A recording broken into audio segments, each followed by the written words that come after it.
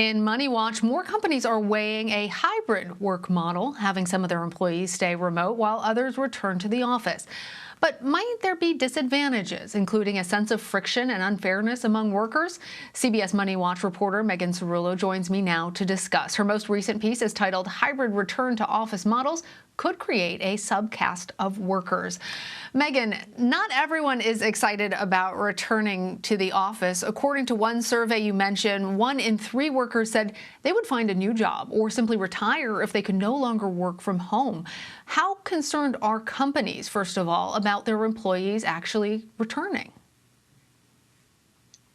Well, I think the share of employees who would actually retire is probably quite small, but employers are really going to have to think about offering flexible options to workers because they've made clear that it's their preference to choose where they work from. And those companies that don't offer these kinds of options are going to be at a disadvantage for attracting top talent. If a worker is asked to return to the office, but they don't want to, they might retire, but more likely they'll go work for a company that will let them work remotely.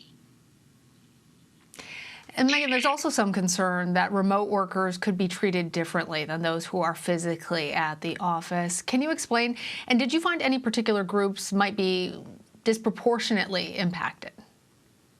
Well, the pandemic sent everyone home, and it sort of leveled the playing field in the sense that workers who were formerly remote were no longer alone. Everyone was remote. So there was no us versus them dynamic. But if companies bring some workers back to the physical office while another group of workers stays home, that could cause friction. Workers who are in the office could resent employees who stay home and don't have to commute. Meanwhile, workers who are remote could be inadvertently excluded from meetings. They wouldn't get the same kind of face time with their bosses. They could be passed over for promotions, excluded from big projects, and that could be an issue as well. What you asked about specific classes of workers, this existed Right. before the pandemic. There was the so-called motherhood penalty. Working moms who might prefer to stay home because it allows them to better juggle professional duties with childcare responsibilities could end up being left out. This could further erode the progress they've made in the workplace.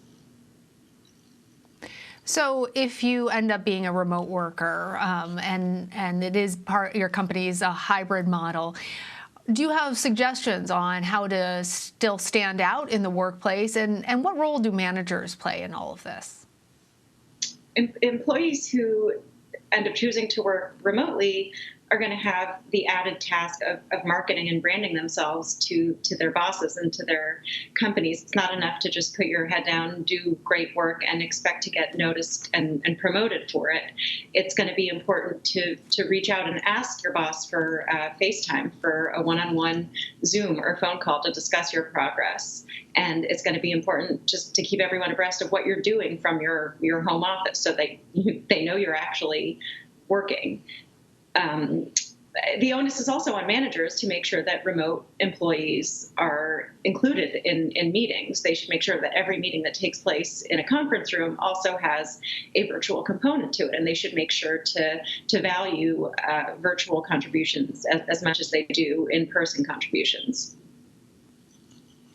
Megan, before I let you go, I'm wondering if statistics show a majority of people say that they have been more productive working from home. Why do companies feel the need to bring their employees back?